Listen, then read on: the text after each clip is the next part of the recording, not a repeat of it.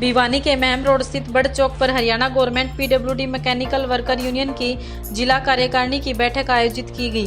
बैठक की अध्यक्षता जिला प्रधान अनिल बागड़ी ने की, जबकि संचालन जिला सचिव सोमवीर पालवास ने किया। बैठक में कर्मचारियों की लंबित मांगों और सरकार के रवैये पर विस्तार से चर्चा की गई। यूनियन नेताओं ने आरोप लगाया कि लंबे समय से बातचीत के बावजूद कर्मचारियों की समस्याओं का समाधान नहीं किया गया है, जिससे कर्मचारियों में भारी आक्रोश है। यूनियन नेताओं ने सरकार की नीतियों की आलोचना करते हुए कहा कि अब केवल आश्वासनों से काम नहीं चलेगा और कर्मचारियों को आंदोलन का रास्ता अपनाना पड़ेगा। यूनियन नेताओं ने घोषणा की कि 4 जुलाई को पूरे हरियाणा से हजारों कर्मचारी भिवानी पहुंचेंगे और सिंचाई एवं जल संसाधन मंत्री श्रुति चौधरी के आवास का घेराव करेंगे। इसके लिए जिला और खंड स्तर पर तैयारियां शुरू कर दी गई हैं तथा कर्मचारियों को गांव-गांव जाकर आंदोलन में शामिल होने के लिए प्रेरित किया जा रहा है। यूनियन ने सरकार को चेतावनी देते हुए कहा कि यदि 4 जुलाई के प्रदर्शन के बाद भी कर्मचारियों की मांगों पर सकारात्मक फैसला नहीं लिया गया तो आंदोलन को और तेज किया जाएगा और इसकी पूरी जिम्मेदारी सरकार और प्रशासन की होगी।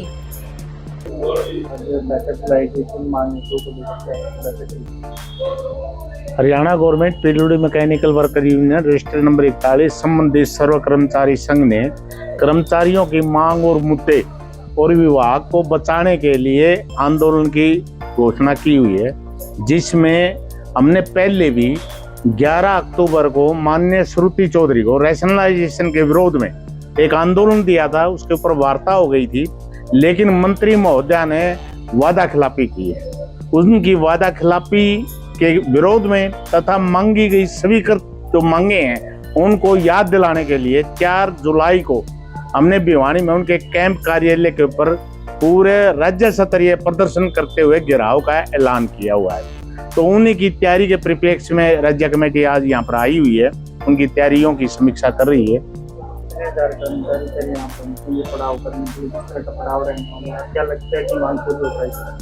देखिए, उम्मीद के ऊपर जनता कार्य कर रही है। हमारा कोई शौक नहीं है आंदोलन करना, प्रदर्शन हमारी मजबूरी है और वो भी वादा खिलाफी के कारण। हमारा पूरे हरियाणा से कर्मचारी आएंगे। अभी एक कर्मचारी को हमने नहीं बुलाया है, इस बात को मानते हुए कि शायद मंत्री महोदया को सद्बुद्धि आ जाए। हमने जो हमारे कर्मठ कार्यकर्ता है, पदाधिकारी हैं, उनको ज्यादातर बुलाया है और 4000 की संख्या कम से कम हमारा ये आकलन है कि 4000 से ज्यादा कर्मचारी आएंगे, क्योंकि पिछली बार बाढ़ के कारण 3200 कर्मचारियों ने यहाँ पर प्रदर्शन किया था। तो इस बार कुछ ज्यादा संख्या मान के चल रहे हैं और काफी जो मीडिया के थ्रू और अखबारों के द्वारा जो रिपोर्ट आ रही है उसमें कर्मचारियों में भारी जोश है और यहाँ पर मौके के ऊपर उनका रवैया क्या रहता है उसके हिसाब से आंदोलन की रूपरेखा मौके के ऊपर ही तय की जाएगी। कर्मचारियों को LTC का भुगतान नहीं किया गया है, जबकि मंत्री महोदया ने खुद ये मानना था कि ये मेरी जिम्मेवारी है। ACS को भी आदेश दिए थे कि आप फाइनेंस डिपार्टमेंट से बात करो और मैं मुख्यमंत्री से बात करूंगी। 2020-23 की LTC भी काफी कर्मचारियों को नहीं मिली है, जिससे भी कर्मचारियों में भारी रोष है। इसी प्रकार से हमारे दूसरी समस्याएं हैं, कैनाल गार्ड को तृतीय श्रेणी का दर्जा देने के लिए मंत्री महोदया ने खुद अपने मुख से फाइल मांगी थी, लेकिन आज तक कोई कार्रवाई नहीं हुई। रैशनलाइजेशन के ऊपर रोक लगाने के लिए मंत्री महोदया ने 3 EIC और GM की एक कमेटी गठन करने का आदेश दिया था, लेकिन खेद का विषय ये है कि 24/11 को हमारी मीटिंग हुई थी, 24/11-25 को, आज तक रैशनलाइजेशन कमीशन की कोई रिपोर्ट नहीं हुई है। मंत्री महोदया ने स्पष्ट उनके मांग उसमें मिनट्स ऑफ मीटिंग में भी जारी हो रहा है कि यूनियन को सुन के रैशनलाइजेशन कमेटी कार्य करेगी, लेकिन आज तक बुलाया नहीं है। 8 जून 2026 को राज्य प्रतिनिधि मंडल EIC महोदय से मिलकर उनको इस बात का याद भी दिवाया है, लेकिन अभी तक हमारे पास कोई संदेश नहीं है। मेरा नाम जर्नैल सिंह, मैं Haryana government PWD mechanical worker union का जनरल सेक्रेटरी हूँ। दरअसल कर्मचारियों की बहुत सी मांगें, समस्याएं लंबे समय से लंबित हैं और सरकार की जो नीतियां हैं विभागों को समाप्त करने की नीतियां हैं। इसको लेकर के हम पिछले वर्ष भी हमने प्रदर्शन यहाँ पर किया था और 24/11-25 को माननीय मंत्री जी से बातचीत भी हुई थी। उस बातचीत के अंदर मंत्री जी ने जिन मांगों के ऊपर सहमति दर्शाई थी, आज तक एक भी उनके ऊपर कोई आगे नहीं बढ़ी। उनके अंदर मुख्य रूप से था रैशनलाइजेशन के तहत जो सिंचाई विभाग है, इसके अंदर आज की तारीख में 19,672 कर्मचारी काम कर रहे हैं और सरकार कह रही है कि हमें इतने पदों की जरूरत नहीं है, यानी कि 2003 के नॉर्म के अनुसार चाहिए थे 19,672 कर्मचारी। और आज लगभग 23-24 साल के बाद नहरें बड़ी हैं, नए जो ये ड्रेनेज हैं इनका निर्माण हुआ है, अब कह रही है कि 12,224 कर्मचारी पर्याप्त है काम करने के लिए।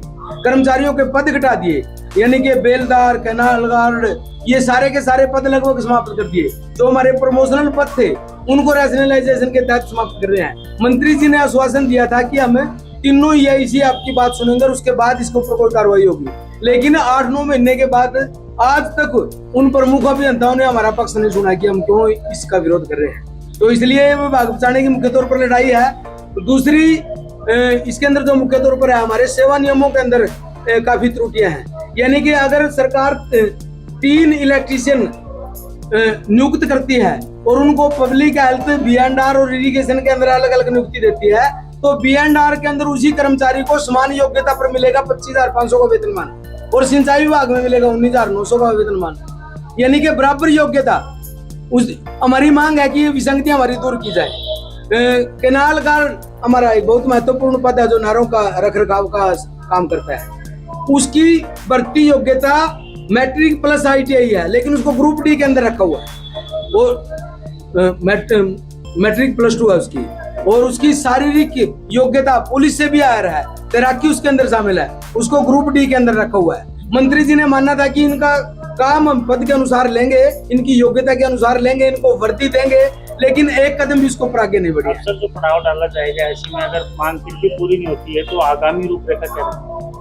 इस प्रदर्शन के बाद अगर जरूरत हुई तो हम यहाँ पर अनिश्चितकालीन भी पड़ाव डालेंगे, और यही नहीं, इसके बाद जरूरत पड़ी तो हम तीनों विभागों के कर्मचारियों को साथ लेकर के सर्व कर्मचारी संघ के सहयोग से मुख्यमंत्री के दरवाजे भी हमें जाना पड़ा तो जाएंगे, क्योंकि ये हमारी करो या मरो की स्थिति है आज की तारीख में।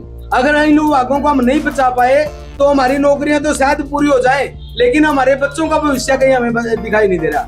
जो लगातार पद तीनों विभागों के अंदर खत्म किए जा रहे हैं, हजारों कर्मचारियों की जरूरत है। इन तीनों विभागों के अंदर प्रॉपर आज की जनसंख्या के अनुसार भर्ती करें, 40,000 से ज्यादा नई भर्ती हो सकती है।